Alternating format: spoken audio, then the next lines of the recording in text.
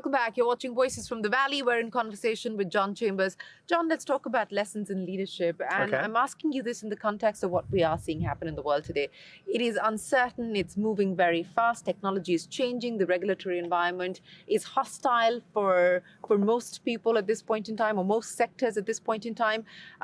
From your own experience of having dealt with challenges, of having dealt with transitions and change, what is the advice that you would give entrepreneurs today? Well, when you think about leadership, there are common characteristics that don't change over time. One is outlining a crisp vision of where you're going to go, and don't let the short terms get you out of sync. Focus on where you want to be. I used to say 3 to 5 years out. Today, I'll say 1 to 2 years out.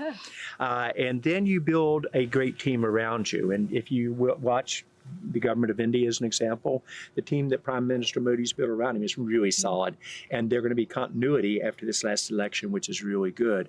So I look at how well does a leader, she or he, get a team around him that complements their strengths. Third thing is you outline a vision and a strategy. You inspire hope that it's possible to do. Then you say, here's how I'm going to do it. Here's the way we're going to measure success. You regularly report back to your employees, your shareholders, your customers. Your point about agility, you have to be agile in this world. Don't waste a lot of time. My parents are both doctors. They taught me, if you can't change something, focus on what you do control and influence, and don't waste a lot of cycles on what you cannot change. So we're going to have to deal with an uncertain world, an agile world that you said. For the government leaders, I encourage them to think big picture and what we're trying to accomplish, and accomplish things legislative as opposed to regulatory. When you do things by regulation, that can often get you into trouble. Then I think leaders have to dream big and have to have the courage to do that. And then the one thing that many of my startups, and I didn't understand at first either, they get vision and strategy quickly. Culture. Great cultures win. That could be true of a Tata. It could be true of a Unifor that you've talked to while you were here. It was definitely true of a Cisco, definitely true of an NVIDIA. And so understand how important your culture is and what it is not in terms of it. And then dream big. That's a common theme for me. Well, clearly it is a common theme for you, but if I were to ask you to identify some of the key mistakes that you made, but also more importantly, the lessons that you learned from those mistakes and the changes that you made from them. Okay, so I'm going to add a small transition, as you knew I would going into it. We all like to talk about our successes. So what I enjoyed most of the successes, changing the world with the internet, creating the most valuable company, 10,000 millionaires among our employees my first 10 years there. I won every economic award there was, but also won every corporate social responsibility award there was around the world. Being part of that was really exciting. And even today, when the people that responded to the Wall Street Journal article came out, they said, we saw a vision and we went for it together, and we did on it. So those are successes. Mistakes made, first, if you're taking good business risks, it's the only way you're going to get ahead. There are going to be mistakes along the way. And having the courage to make those and then learn from them on it. Mistakes, I've made a lot of them. I've seen every movie at least once, and I've made every mistake at least once as well. But perhaps the one that basic mistakes made a young leader will make is if you have a leader of your team who is working hard and is a good person, but they can't do their job. As a leader, I tried to help them, and I was very patient. And what I didn't realize is when they're not doing their job, it affects the whole team. And then it goes from the problem of the leader to me. So I didn't change many people at Cisco, but we built the strongest team. Moving them at the right time is the mistake, and waiting too long to move them is the mistake that they do. In terms of real big mistakes, doing the same thing right for too long. For 40 quarters, we hit every quarter plus 1 to 3 cents and never missed.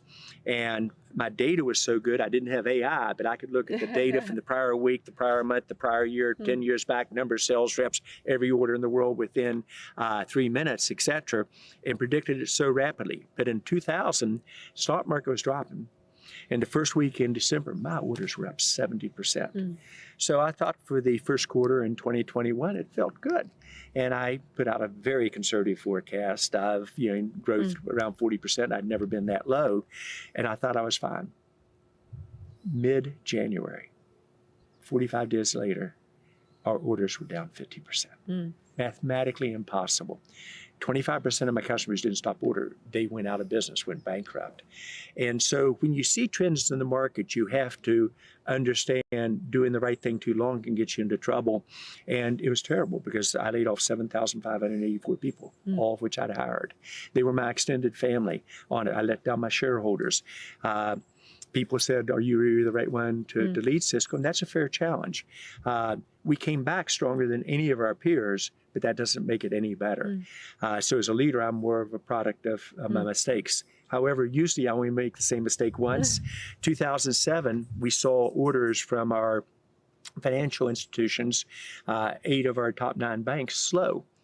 And I asked the CEOs, but I know my stuff. I said, all right, what's going on? Tell me, is there something I should be aware of? And they said, no, we're just being a little bit conservative. 8 out of 9? No. I said, there's an economic challenge coming. I think it's going to be severe. My stock got hammered a little bit. But we saw the economic downturn that became the Great Recession in 2008, almost a year ahead of everybody else. And we positioned our company for it. So this time, we actually grew sales. We extended credit to the automotive companies on a world basis. No one would do that at that time. And we powered right through that. So I think learning from your mistakes become key. I've made a lot of them in terms of the overall approach. One of the mistakes that I hope high-tech leaders don't do that we did well the first time was originally when we formed TechNet here in the Valley, we'd go to Washington, D.C. and we'd do a flyby once a year and we'd tell them how much they're messing up and we'd fly back out. That was terrible. But we realized over time that government leaders and regulators want to do the right thing. So you invest the time with them and you become part of the process. So at Cisco, we never had an issue anywhere in the world, almost regardless of form of leadership with governments or with regulations. I think it's important that people realize working with governments, especially with the speed that you and I have talked about how quickly things are going to change, is a requirement. And working with all levels toward it and toward a common goal and set your North Star and be able to handle it. Other mistakes made, when you hit a crisis, realize that at least half of that crisis was self-inflicted. So you correct that at the same time you do the crisis, outline here are the 5 things I'm going to do, here's the way you measure my success.